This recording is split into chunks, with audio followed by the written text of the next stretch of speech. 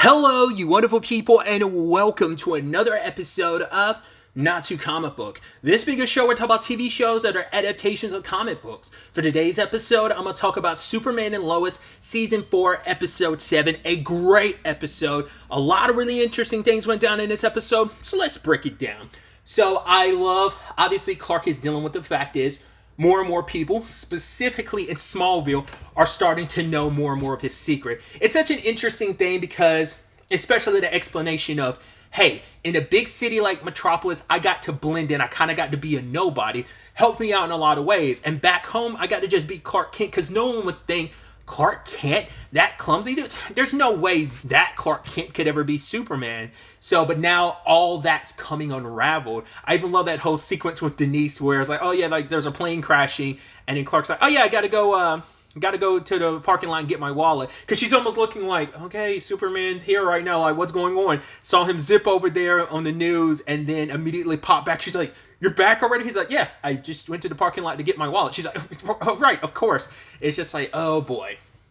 So, and I love the exploration of this past and present where we see how much, because we never really, because obviously the biggest thing is like, hey, as a superhero, you got to keep your secret identity because if the world knows, the people you care about most can be affected and hurt. But, you know, people knowing your secret comes with its own complications too because, well, Jordan and Jonathan have to deal, more so Jonathan has to deal with Timmy, like getting pissed at Jonathan being like, yo, I had to take XK just to keep up with you, you know, but you were playing, it was an uneven playing field from the beginning because you had superpowers, Superboy. And it's like, the sucky thing is, back then, Jonathan didn't have superpowers. He was just better. I mean, let's not forget, Jonathan was also doing XK back then because he didn't have superpowers. So that is the sucky part of it all. But it's like, well, you can't really deny him by being like, well, I had no superpowers because you'd have to admit, well, I have superpowers now. I mean, he literally only just got superpowers recently. So it is kind of this hard pill that, you know, you kind of have to swallow. And it's like, especially because Clark is doing everything he can to put out all these fires about like who knows and who does it. And ultimately it leads to this interesting conversation where it's like, okay, who knows the secret? It's like, well, Candace knows. And it's like, wait, what? It's like, yeah, I told her, like, well, Jonathan didn't tell her. Jordan's like, I told her because Candace would have broken up with him. And he's like, fine, that's how it would have been. And Jordan's like, no, like, I know what he's going through, Dad. Like, I mean, it caused an issue between me and Sarah's relationship. I didn't want the same thing to happen to Jonathan. Because it's like, right, she's 16. How can you really trust her to kind of keep that secret? It's like, to be fair, you've trusted Sarah to keep that secret. So it's not that out of the realm of possibility. But I get it. It's also coming at a time where Clark is, once again, trying to put out all these fires. I love the whole Coach Gaines situation where it's like, yeah, I don't really appreciate you telling my sons, like, you know, it's all about the girls. Like, that shouldn't be a way to join football. He's like, no, I didn't say that, even though that's literally what you said. But he's like, yeah, this and that. And he's like, yeah, and your kids won't even, you know, don't have to take drugs. He's like, yeah, but I don't think anyone should have to, you know, I don't think anyone should be taking drugs anyway. But Coach Gaines is like, nah, but like, you know, your kids in particular. And then like Clark pretending like his finger got slammed in the door, which that has happened to me before. That sucks. But he's like, ow, ow, I'm in so much pain. And Gaines is like, okay, let me go get you some ice. I was like, that sucks so much that Clark has to do that. But once again, it's all spiraling out. And Lois, because obviously Jordan and Jonathan feel like they're being punished for something. It's like, right, Candace can be trusted. Like, you made the decision to, like, keep your secret, and now we have to kind of deal with that. But Lois sits down with him and is like, okay, it might not seem that big of a deal to you guys, but it is. Like, they're like, yeah, we get it. But they're like, she's like, no, you really don't. Your father missed out on a lot in life because it cost him so many friendships and relationships. He tries to pretend like it doesn't bother him, but it is a thing of like, Clark has kept this his entire life. It's like your father power showed when he was 4, and his parents, your grandparents, were so paranoid about if someone found out the truth about him, he would have like gotten taken away from them. And that fear, that constant fear is still there. You know, the root of it is still there. He's never, you know. And like I said, he's had to go through his entire life. There's only a handful of people who's known for a long period of time. Lois has known for a while. His mom and his dad are the only other people who obviously have known his entire life. But it's like, only recently, since coming to Smallville, has more people outside of that gotten to know. And so it's this hard situation to break that part of his brain, like to break that habit of like keeping his secret, because it's so integral to who he is. He's played the role of just being Clark Kent for so long that like Clark Kent has become this mask rather than it just being like, this is who I am. Because it's like, it always feels like you're going around lying to everyone in your life, but it's like, yeah, the secret's the most important thing. And it's just nothing he does, it cost him. I mean, we saw it cost him his relationship with Jimmy. Like, him and Jimmy are typically, Jimmy's like his best friend, and it's like they were pretty close at work, but it's like Clark didn't even want to join the softball team because he didn't want his secret to come out. It's like, right, it's unfair, it'd be like cheating, so he became the bunt king. And like, you know, it ended up allowing him more camaraderie with not only Jimmy but other people as well. He even says like, oh, it feels good to kind of be part of a team, because like his dad like forbade him, or I think his parents in general, but specifically his dad forbade him from playing sports. And I mean, obviously you watch something like Smallville, you see that. It's interesting too, considering like in Smallville he did end up playing football, and there were workarounds to that. And obviously the whole thing came up with Jordan. I mean, because I guess technically you get that with, I forgot, you do get that with Jordan and Jonathan, but more so Jordan because he had powers that, you know, when Jonathan didn't. But so you kind of got that story beat still with Jordan. But yeah, like it seems like he didn't play sports at all, whereas like, you know, in Smallville he did. But yeah, because he was very by the rules, and because that fear of like, you never want to expose your powers to the world, that, you know, that fear kept him in line with what his parents wanted, you know. And it is kind of sad though, like he doesn't have his parents around to really talk about that conversation with. It is something that he has to like come to terms with, because I'm curious how they would feel like after all these years, after being who he's become. Like, would his parents' view on that change at all or not? I would assume not, but if it, like, for example, if Martha was still alive, I wonder what that conversation would be like, you know. I think she'd be a lot more supportive of him telling the world, but I mean, that never came up before she passed away, because it was just kind of still that thing of what, you know, what the secret represents. It's become like it's like, once again, a fundamental part of Clark's life. But like any good situation, Jimmy ended up figuring, like, you know, I mean, he pieced it all together. It's like every time you missed a softball game, it's while Superman was off saving the day. And he's like, just tell me the truth. Like, we're friends. Like, you can tell me. But Clark still denied it. He's like, all right, we'll see what happens if there's any, you know, hopefully nothing crazy happens the next time the softball game comes around. But when it does come around, Clark just didn't show up. And Jimmy's like, oh, I guess, like, you just, if you didn't want to be, like, we don't have to be friends, Clark. He's like, if you didn't want to play, you didn't have to play. He's like, no, I no, it's not like that. He's like, it's okay. And it's just like, yeah, it ruined that friendship, you know. And he tries to pretend like, no, it's okay. Like, you know, it is what it is. But that really hurt him, because he lost a friend, because he doesn't have that many of them. Like, even in Smallville, like, him and Lana had their, you know, situation. You know, he had a massive crush on her. And once again, I don't know if they've ever dated. I don't remember if they dated in this continuity or not. I don't think they ever did. Oh, no, because, well, I was about to say, like, well, we know Lois was his first, but, like sexual partner, but I was like, well, that doesn't mean him and Lana didn't date, but I think he crushed on her, but maybe nothing ever happened. Yeah, he definitely had a crush on her, but I don't think anything happened, because by the time he came back to Smallville after doing his thing, his, you know, training and coming to terms with his power, her and Kyle were already together, so either way,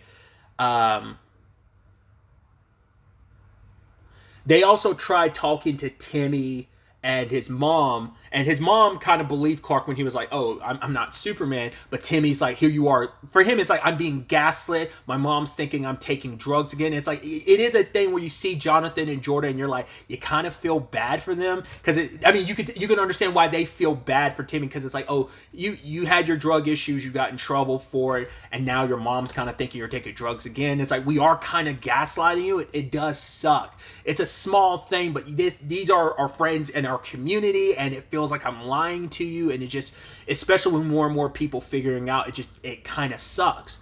So it just makes them feel more and more guilty. And even Jonathan being like, yo, like, I feel sad for Dad. He's like, he doesn't really have any friends. He's like, yeah, he has, you know, he has Lana, he has Kyle, he has John Henry Irons. It's like, yeah, but when's the last time he actually hung out with them? Because Clark doesn't really hang out because it's never been a part of his life, really, like having just a regular social life. So it's like, yeah, like I don't want our life to be like that. It's like, could that won't be us, right? And Jordan's like, I don't think so. I mean, probably. He's like, even if you don't really have any friends, Jonathan, I'll always be by your side. He's like, yeah, thanks, but I hope we don't become those twins who can only do stuff when we're hanging out together. So I thought it was interesting, too, because Timmy refers to them as the Warder Twins, which we know Clark's the only, at least known superhero in this world. So I guess it's interesting considering, like, right, the Wonder Twins don't exist in this continuity. So I guess that's just a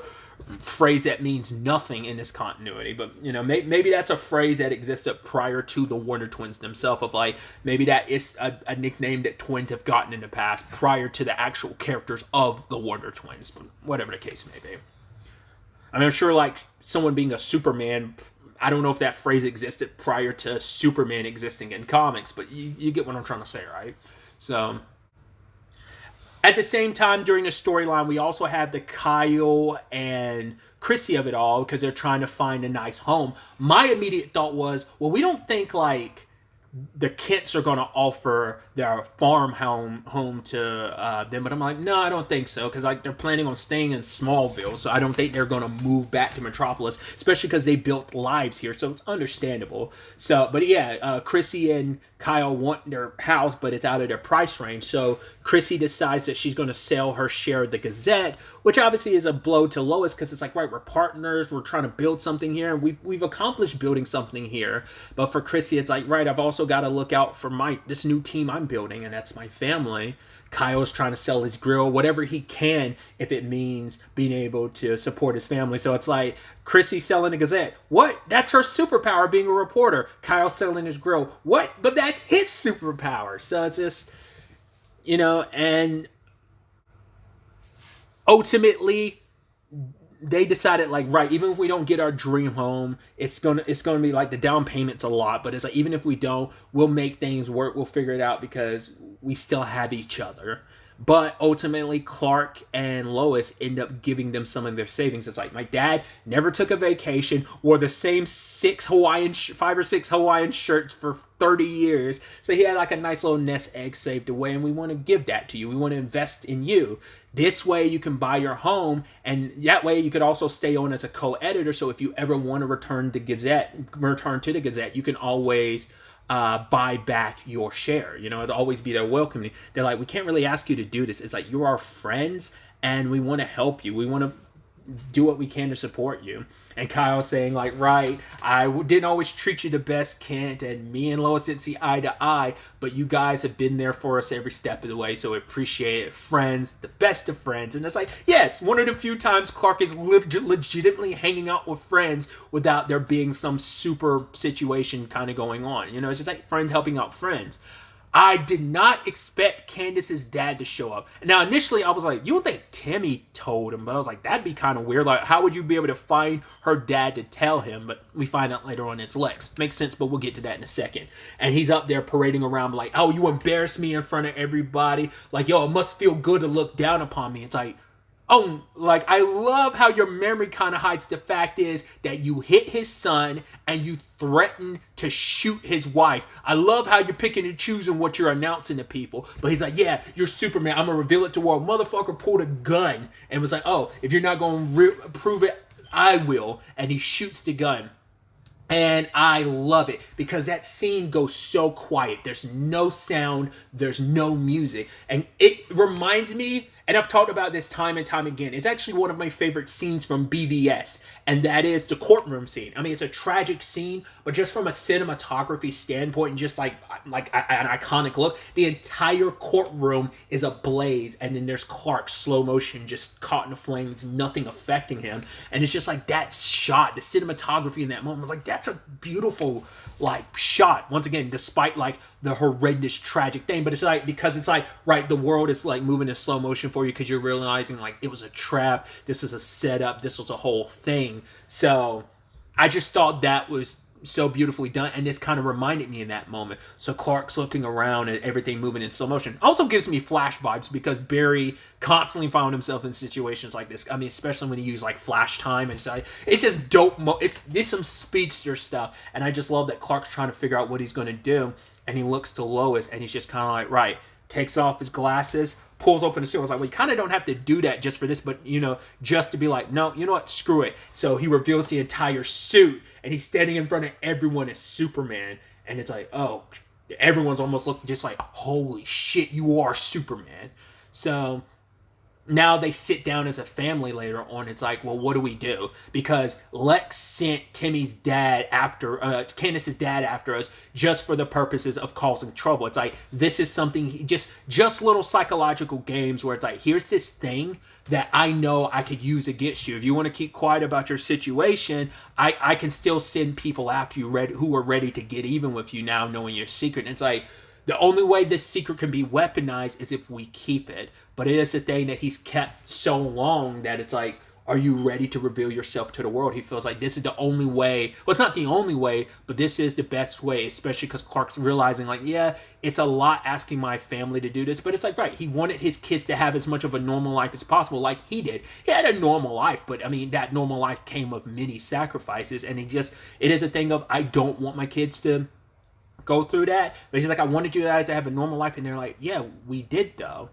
But Clark is like, right, we're going to make this decision as a family. And they're like, yeah, like you have our support all the way through. You know, and ultimately it's like, yeah, there will be consequences. We don't know what the long run of what this is going to be, like what this means in a grand scheme of things. And Jonathan's like, yeah, but we'll handle it like we always do as a family.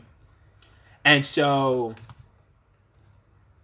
I constantly make the parallel, because I mentioned this before when I was like, oh, are they going to end this kind of like they did Supergirl? And once again, spoilers for the end of Supergirl, but the last scene of Supergirl is Kara sitting down with Cat Grant and revealing herself to the world. You know, once again, kind of going full circle considering, you know, she made her outing as Supergirl at the beginning of the series, and now kind of, you know, it all comes full circle beautifully. But speaking of Supergirl, and this is something I think I've also brought up in these recordings, has been, I'm curious how much of this fourth season had to be rewritten, because I've talked about it previously.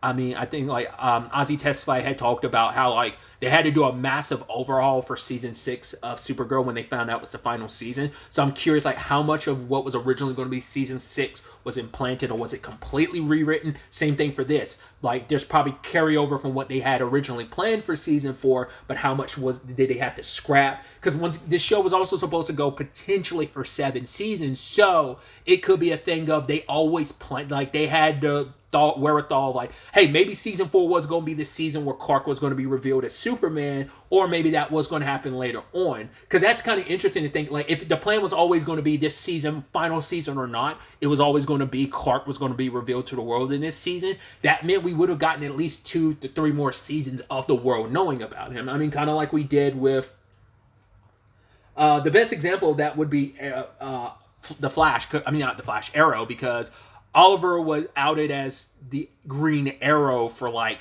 the last 2 seasons of the show. He was outed, so because he gets outed like in season 6, but I think he's able to put that genie back in a bottle temporarily. So he's the only one, because no one knows who Barry was. Kara didn't get revealed to the world to the end of the series. Ryan nor Kate ever got revealed as Batwoman to the general public, I don't think. I'm pretty sure the general public never knew about Jeff being Black Lightning. I mean, the legends are the legends. They're time traveling, so don't have to worry about that as much. There's really no secret identity situation on that front. But yeah, it seems like, so like, I'm curious, would Superman and Lois been the first show where you dealt with that on a longer term? Well, once again, outside of Arrow, but they would have potentially dealt with it even longer than Arrow, but you know, like I said, that could just also be something they rewrote into the season, knowing it was the final season, so. But yeah, Clark sits down with Janet, which I was like, oh, I didn't remember, because doesn't he have a little, I think Jimmy has a brother in Smallville. I've never known like the sibling situation, because even in Superman and My Adventures of Superman, his family situation has not really come up. So I don't know if he has any siblings in that continuity, or is that just something they make. Well, like I said, because I'm pretty sure his brother takes up like his spot, like spoilers, Jimmy dies in Smallville, but I think his brother grows up and takes his spot at the end of Smallville, if I remember correctly. But yeah, like, he worked alongside his sister, so it's a thing of like, right, Lois was friends with his sister, he was friends with Clark. I mean, they were all kind of like a friend group while still kind of keeping this secret. But yeah, he has a sit-down interview if everyone walks by everyone, because everyone's like, oh my god, it's Superman. So he's like shaking hands, and he sits down and he talks about himself, about, once again, the secret and how hard it was, But it's like, right, he saw what a toll it was taking on people, and we see everyone around town watching this interview, and it's so beautiful. Even ending like, oh, who are your parents? And him just smiling, and we just don't get that, but he's telling his story to the world. And I thought that was just so beautiful, especially because it's like there was one more thing they needed to do. And we see at the end, Clark is about to put his glasses back on, but he just puts them down because it's like, right, the glasses have been his mask for so long. It's like, well, you don't need them, anymore. So, he even says like, hey, you never know. Because she's like, the answer was right in front of me the entire time, Jen. It's like, how did I never notice? He's like, well, a pair of glasses can do a lot more good than you think they can. But yeah, ultimately, Clark, it's just being himself. And, Lois is like, oh, you look better without the glasses. But it's like, hey, our phones have been blowing up since you revealed yourself. But it's like, we'll deal with it. You go. And he stops by the diner and sees Denise. And Denise is like, hi, Mr. Kent. And just walks by. And it's just like, yeah, like everyone's going to, like, you're still the Clark Kent we've always known. Just say, a little added bonus that you're this world's superhero. So thought that was beautiful. And he has a sit down with Jimmy. He's like, yeah, so sorry. He's like, hey, I understand. Like, don't get me wrong. He's like, I missed you, pal. I'm like, yeah. I was like, that's so beautiful. And I also love the title of the episode coming into play during the interview, too, because it's like, I want the world to know I'm just a regular guy. Like, what do you want the world to know? He's like, yeah, I'm a regular guy. And she's like, well, you're anything but. He's like, fair. But he's like, I'm just like anyone else. I have my family, and I'm just like any other person wanting to live their life. I am just a regular dude. I have a wife and 2 amazing kids. Like, that's all there really is to me, so. And I thought that was just a beautiful conclusion to the episode. I just, like, it put a smile on your face. You're like, that's so dope. So I'm curious to see, can Lex take this to his advantage? Because if he puts Clark in a very compromising position, it will ultimately blow back on his family. We'll see what, like, the aftermath of all this really is and what it ends up being. Because even in this series, that, like I've talked about before, too, it's like, not even just a Supergirl parallel as well from the Supergirl show, but also like, well, Bizarro was outed in that world, but once again, he was kind of known as a celebrity, I think, for a long time. I think he never hid who he was in the Bizarro world, but, obviously Clark led different lives, so it creates a very different situation. Like, hey, this is Clark and who he was as a celebrity. Like, you see how it got to his head, and how it morphed his personality and who he was as a person, versus Clark living his entire life in fear of never wanting the world to know his secret. Now they do know, so he's going to handle it obviously very differently than the Bizarro version of himself did. So, but I'm very, very excited to see where the next episode takes us with all of this, like, dealing with the true aftermath of your announcement to the world. Like I said, how Lex is going to handle that. It's kind of sad that we are just down to the last 3 episodes. It's kind of wild, but I'm excited to see where all this takes us going forward. But really, that's all I wanted to talk about. Till the next time we meet, be happy, be safe, live life to the fullest, and enjoy it. Good day and goodbye.